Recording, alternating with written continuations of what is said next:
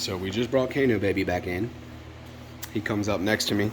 He grabs a couple of things. I look outside. I'm like, what's this dude doing?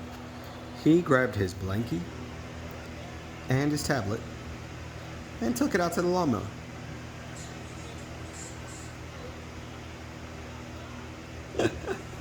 Love you so much.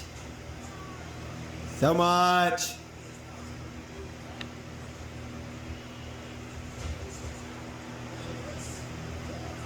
Cheese. Cheese. Wow. One lucky dad.